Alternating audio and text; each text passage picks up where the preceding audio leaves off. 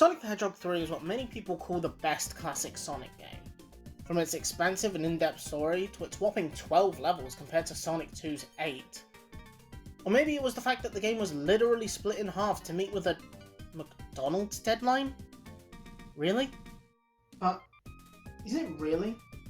Is Sonic 3 truly the best classic Sonic game Sega put out during this era, or does it have some problems that set it back compared to the other entries in the series? That's what I'm here to figure out. But before we get into the game itself, as we've been doing these past few Sonic videos, and it probably will stop with this one, let's go through the manual. It tells us the usual stuff and lays out the story, while also introducing us to Knuckles the Echidna. There's also the stuff we went over before, like the special items, of which there are 3 new ones, the Elemental Shields. They save you from specific obstacles like lava, electricity, and drowning, but they also give Sonic a few more moves to use in the levels.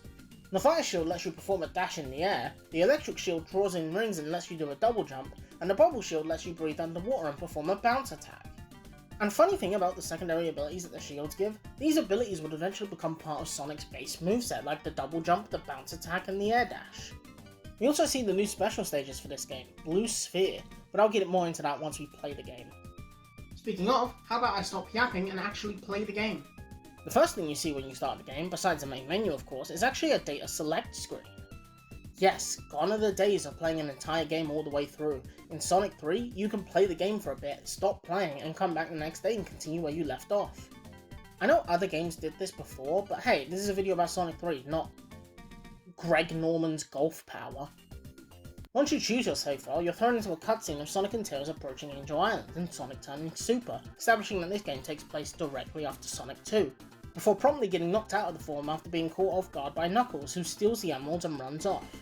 Leading into the first level, Angel Island Zone Act 1, and it's not a copy of Green Hill Zone? No way! I kid of course, but Angel Island Zone is so much more interesting than Green Hill. It's got cool and unique enemies, rope swings, and this cool moment here where Sonic runs up the inside of a giant tree. I also found the first special stage here, and these special stages are probably the best in the franchise. They're simple, they make sense, they don't get too insanely difficult, looking at you Half-Pipe, and the game likes to put so many special rings around the levels, so if you miss one, there's a high likelihood you'll be able to find one later in the level. The first special stage is pretty simple. It's only here to teach you the mechanics of the special stages and how they work, so there's not much to say. So I make my way through the level, and there's actually a mini-boss in the middle of the level that we fight for a bit before it engulfs the area in flames. Nice defense, Knuckles. You'd think that's where Act 1 would end and you'd move on to Act 2, right? But no, it continues on after this point, and it's merely the second half of the stage you've already been playing. And it's here where I found another special ring and entered it to access the second special stage. The second special stage was also fairly simple, and I think it was trying to teach the player the ring mechanic, where if you only collect the outside blue spheres of a set, the rest will turn into rings. With all the square and rectangle formations, and especially this last group where it looks like the game is saying, hey, do this! It made me think that that's what they were trying to teach. The rest of Angel Island Act 1 was fairly straightforward. It introduces the elemental shields that we went over earlier, and lets you do this cool loop with the rope, but that's about it. We actually have a boss fight against a machine that set fire to the forest at the end of this level. Yes, just like how Sonic 2 one-upped Sonic 1 with a boss at the end of the second act compared to the end of the third, Sonic 3 one-upped Sonic 2 by having both acts have bosses at the end, and it's a cool idea that other classic Sonic games after this also do. This boss isn't too tough, especially with the Fire Shield, so we beat him and move on to Act 2, where I immediately find another special ring and enter the third special stage.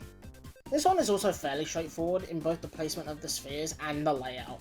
I think it's here to teach the player that the longer you take in the level, the faster Sonic will move, thus making the level more difficult, but that could just be me. I also imagine there's going to be a difficulty spike at some point in the next few special stages. Angel Island Act 2 is pretty simple. It's got floating logs with spikes on them, these rotating bridges, this part where you scale a burnt tree, and a soft lock. No joke, if I hadn't had Tails fly me back up, I would have been stuck down here and would have no choice but to time over and die. Other than that, the level's pretty good, and it ends with a cutscene of Sonic and Tails outrunning this airship, dropping bombs on them before a boss fight with Eggman in the Egg Scorcher Mark III. He destroys the bridge that you came in on and shoots fire at you while occasionally going behind the waterfall. With the Fire Shield, it's fairly easy. And that was Angel Island Zone, a pretty cool and unique zone to start the game. After this, we get a cutscene of us crossing a bridge when we encounter Knuckles again, who presses a button to destroy the bridge and send us plummeting into... So, let me clear this up. The level's name is Hydrocity, not Hydrocity. A lot of people think that Hydrocity is the level's name, and it's only based on minimal things at best. It's either the generation's music selection, or they just called it that as kids and never grew out of it. But I'm not a kid. I'm a petty bitch, and according to ncesc.com, a city is defined by 4 things. Number 1, a minimum population size that must reach a certain threshold that Hydrocity doesn't have. There's no one here. 2, a city must cover a defined geographical area, which, to give it credit, Hydrocity does have that, but it's underground, so does it really count? 3, administrative boundaries and a local government structure. No people, no government. And 4, cities typically have extensive systems for housing, transportation, sanitization, utilities, and communication, which Hydrocity doesn't. Hope that clears things up. But either way, Hydrocity Act 1 is pretty good. I have to say, having a water level as the second level in the game was a bold move on Sega's part. You think that with the PTSD that people have from Labyrinth Zone from Sonic 1 and the infamous pink water segment from Sonic 2, then they leave the water stage for later in the game. But no, here it is as the second stage of the game. I suppose having the bubble shield does make this level less of a ball lake than the 2 aforementioned stages, so I guess there's that. It was also here where I managed to get to the next special stage, so let's go over that.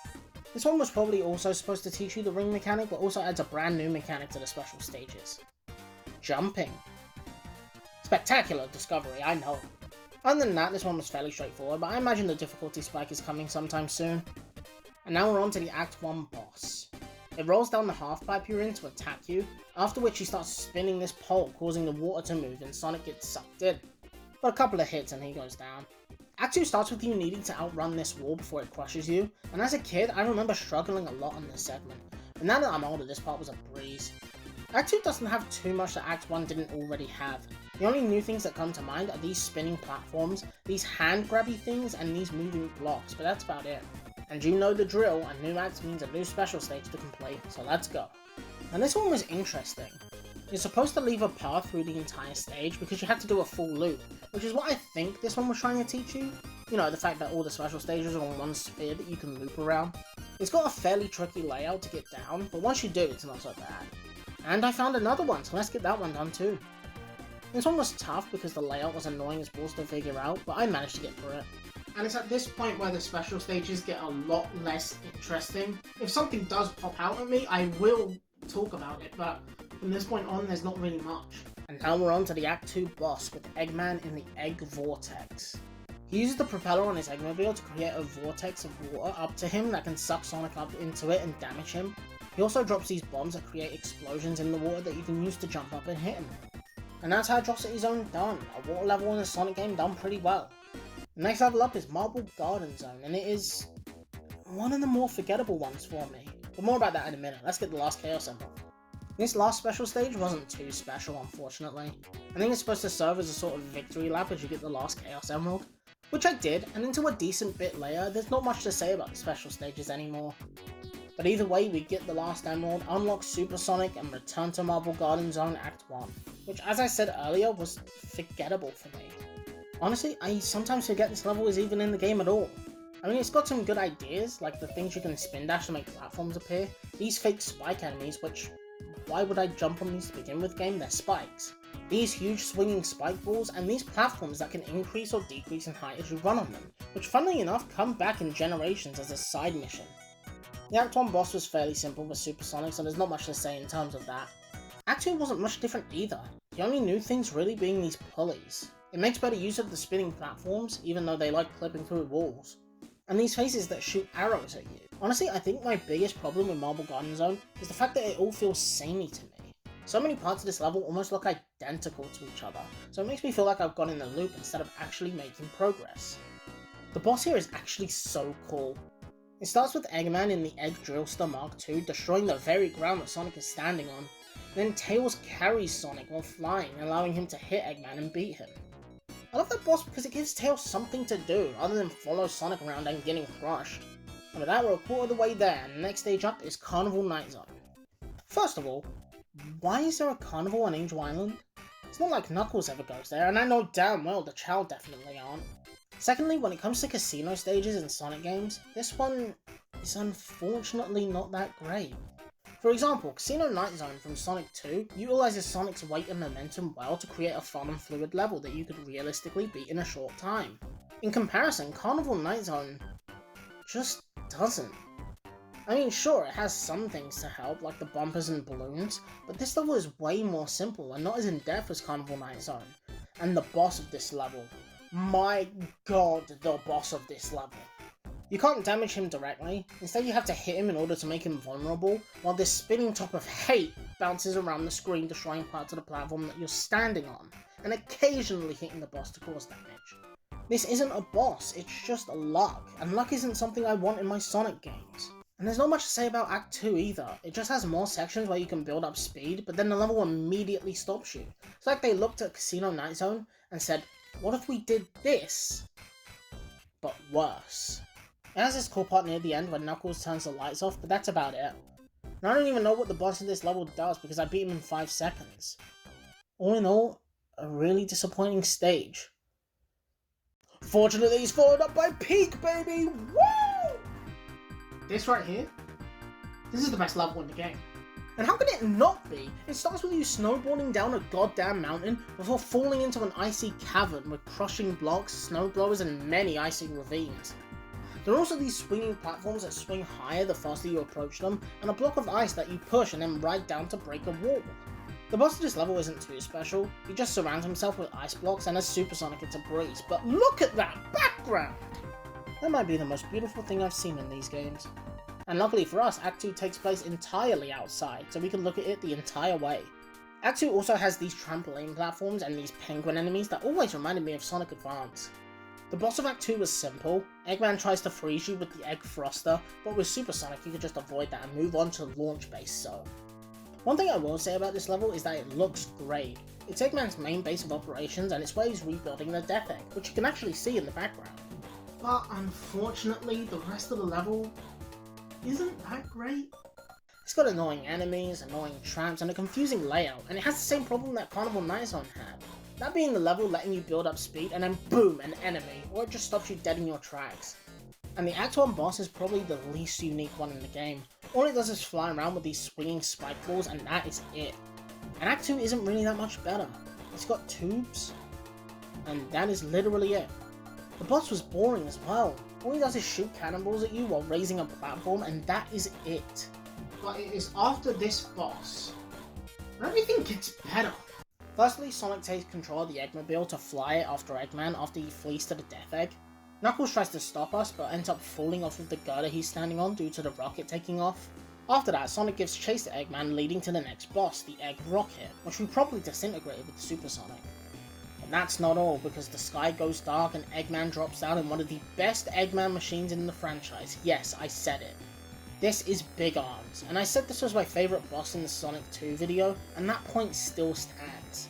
This boss is more methodical than any other, because you have to choose when to attack and when to avoid whatever Eggman decides to do, and Supersonic isn't able to cheese it for you, so you have to fight it properly.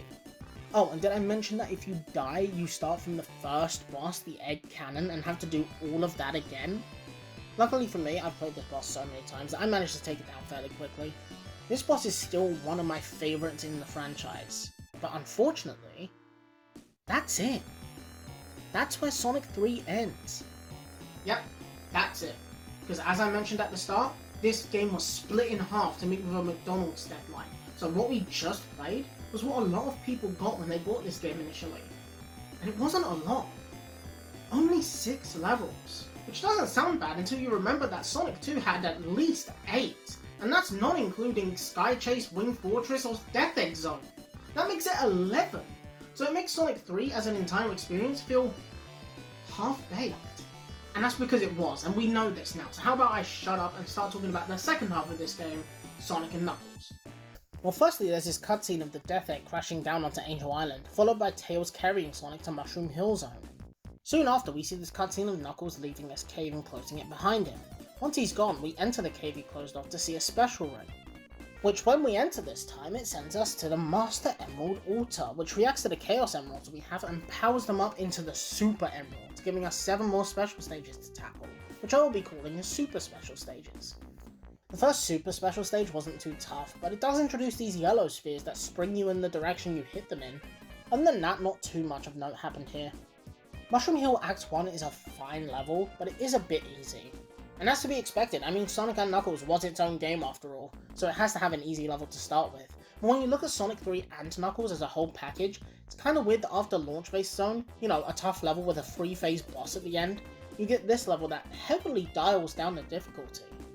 The level itself is pretty good though, and I found another special ring here, so let's tackle Super Special Stage 2. This one was pretty straightforward.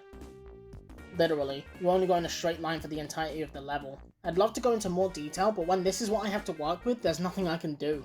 So I make my way further through the level and come across another special ring. Lucky me, I guess. Super Special Stage 3 has a complicated layout, but the gameplay itself is fairly straightforward. Just follow the laid out path, collect the blue spheres, and that is it. I would say this is the easiest one so far, but the last one was a straight line, so I can't. And I immediately found another one. Man, they really want you to get all the emeralds this time, don't they?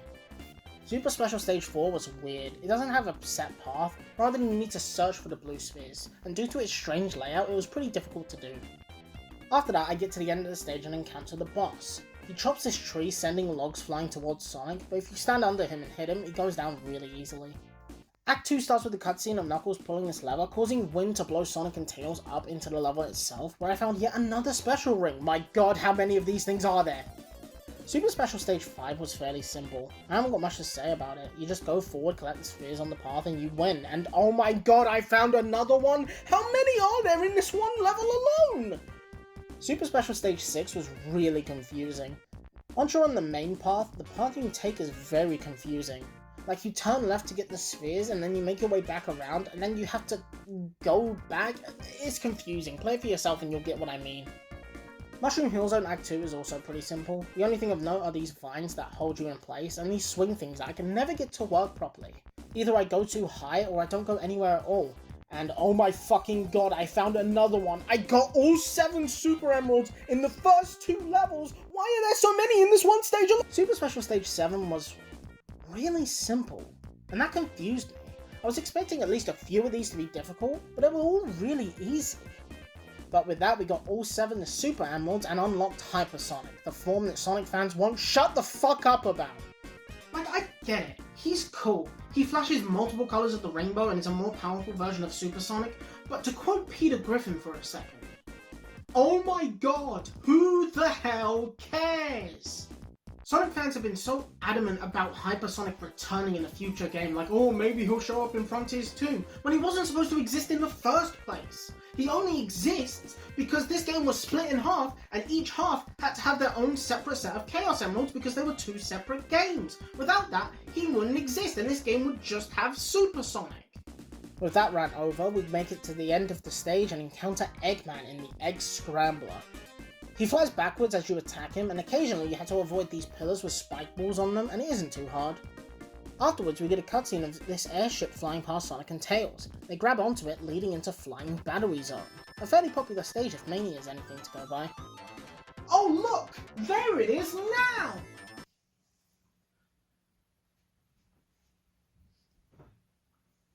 Flying Battery! Flying Battery Act 1 is a really fun and fast-paced level.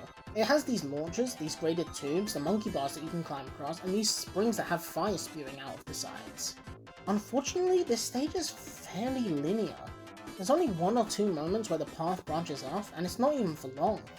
The Act 1 boss was actually pretty cool. You can't attack it directly, but you have to make it hit itself with its big swinging balls. Why the fuck did I put that in the script? However, you can cheese it slightly with Hypersonic by standing on its weak point, and since you're... you can take it down fairly easily.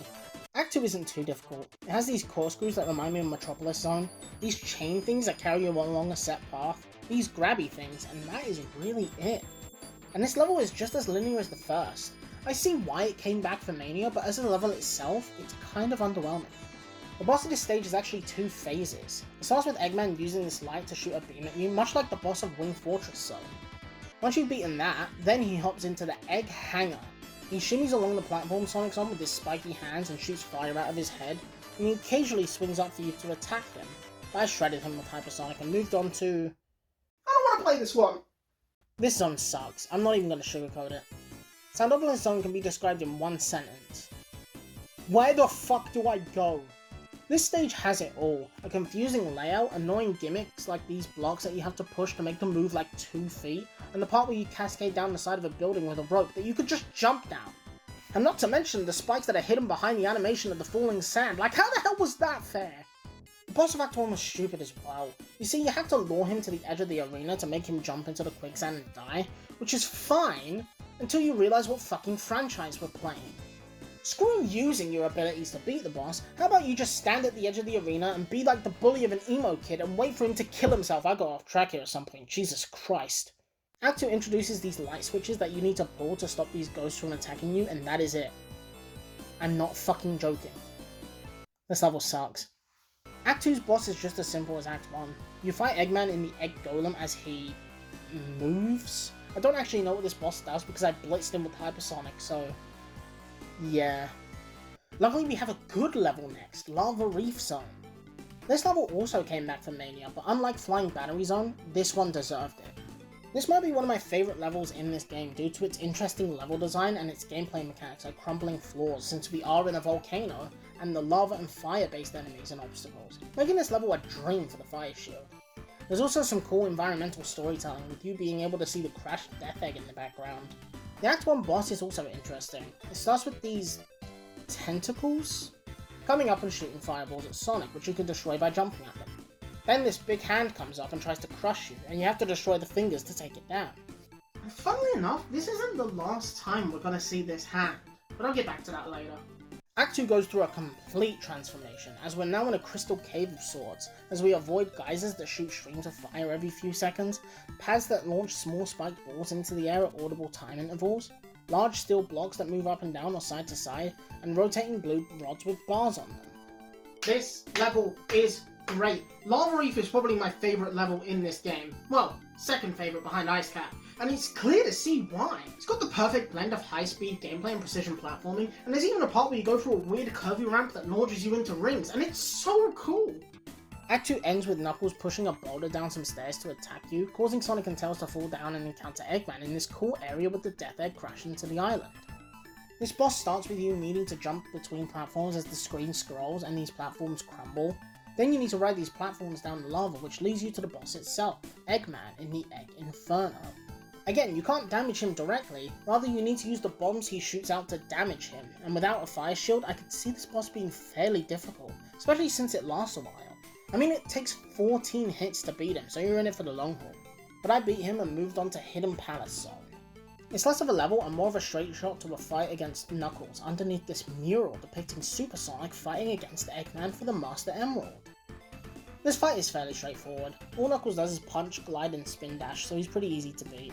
After this, we get a scene of Eggman stealing the Master Emerald. Knuckles tries to stop him, but he gets electrocuted and Eggman gets away. Knuckles, realizing that he's been duped, decides to help us take down Eggman and takes us to a teleporter that transports us to Sky Sanctuary Zone, the most popular stage in this game if Generations is anything to go by. But unlike the other stages in Generations, this one actually feels fresh because it's only been used in 2 games so far and not 4! I definitely see why. This stage is fun and has unique mechanics that let it stand out, like the crumbling floors, the teleporters and the clouds you can bounce on. Partway through we have a fight with everyone's fan favourite Sonic villain, Mecha Sonic. No joke, if you were a Sonic fan in the early 2000s on YouTube, you saw this guy in a small fan-made show called Super Mario Bros. Z. I watched it all the time as a kid, and I remember being astonished when Sonic powered up using a fire flower. It's part of the reason I always wanted a true Mario and Sonic crossover, and not whatever this was. This one sucks. Mecha Sonic here pilots old Eggman builds like the fan favourite Egg Mobile Hammer Ball specification and the Egg Bouncer. After those, and once you've made your way through the level, you come face to face with Mecha Sonic himself, who is basically the Robo Sonic fight from Sonic 2, but just more in depth. Also, Knuckles has a version of this fight in his story where Mecha Sonic uses the Master Emerald to go super, and it's by far the superior version of this fight. After you've beaten Mecha Sonic, Sonic and Tails run up a corkscrew ramp to the top of a tall floating landmass that crumbles and falls beneath them, then leaps aboard the Death Egg, leading into the final zone. And this zone is pretty tough, but it's the final one in the game, so it's easy to see why. It's got spikes everywhere, springs that send you backwards into damage, annoying enemies, and this section where you have to control Sonic in zero gravity and hit these buttons in order to move on, and it is surprisingly more difficult than you may think. One thing I do like about this level though is the background. It's the core of the Death Egg, and it doesn't move as you make your way through the level, just showing you how massive the Death Egg actually is. The boss here was fairly simple. You hit him as he sends out these orbs that shoot spikes. Once those are gone, he sends out these platforms with spikes on them and shoots a laser, but a couple more hits puts him away. Act 2 introduces a gravity switching mechanic, and honestly it was really disorienting. I just have a hard time wrapping my head around these kinds of mechanics. At a certain point it just makes my head hurt. And what do you know, the Act 2 boss revolves around this mechanic. So that's great. This boss is fairly simple. All you need to do is wait for him to send out these smaller robots with spikes on them, after which you go into the gravity switching tube, spin dash into it since it's upside down now, and hope it launches far enough to hit him. Do that enough times and you're onto the main boss of this stage, the Death Egg Robot. He starts by using the same hands from the Lava Reef Act 2 boss. See, I told you we'd see these hands again. But this time you have to deal with two of them. Once you've dealt with that, he starts chasing you as the floor crumbles away behind you, and you have to hit the case that the Master Emerald is in before he shoots a laser out of his mouth and launches a flaming snot out of his nose. After that, you have to chase Eggman, who is carrying the Master Emerald as the floor collapses faster, and once you defeated him, it's onto the final zone of the game, Doomsday Zone. This final boss, while being a cool set piece and being set to some incredible music, unfortunately isn't the best. It starts with you, as Hypersonic, collecting rings while steering away from these asteroids, and occasionally Eggman will fire missiles at you from the Egg Rocket. The first problem I have is, why can the asteroids and missiles hurt Hypersonic? You're telling me that Hypersonic, this all-powerful and mighty being, is stopped by a few floating rocks? The missiles I get, Eggman has probably powered up the rocket with the Master Emerald, so they pose a bigger threat, but rocks? Really? Secondly, once you catch up to the Egg Rocket, you can't damage it directly. Rather, you have to lead the missiles that he sends out up and over and around to make him damage himself, all while these teeny tiny fucking orbs can push you back, and God forbid you get double hit, sending you even further. This part is so infuriating, but fortunately, the second phase is way easier.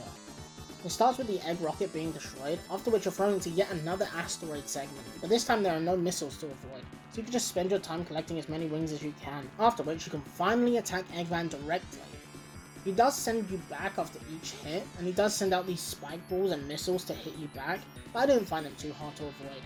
After enough hits, he goes down, you get the Master Emerald back, Angel Island starts rising again, and the game is over. And that's Sonic 3. Wow. This game is great, but to me there are a few things that are holding it back. Some levels I just ended up not liking at all, like Sandopolis and Carnival Night Zone due to their weird gimmicks and annoying layouts. Sure, I enjoyed a good few of them, Hydrocity, Ice Cap, Lava Reef and Sky Sanctuary are coming to mind, but to be honest, if you gave me the option to play this or Sonic 2 again, I'd most likely choose Sonic 2, because to me it's just simpler. And that's not anything against this game, there are a lot of things I think this game does well, such as the music! Now usually in these videos I would go into great detail about the music level by level, but I'm not going to do that here, because it's all great. If you're going to take one thing from this game, let it be the soundtrack. And it's annoying that Sonic Origins got rid of a few of them. I know the legal battles with Michael Jackson and all that, but I don't think he'd mind. He's dead!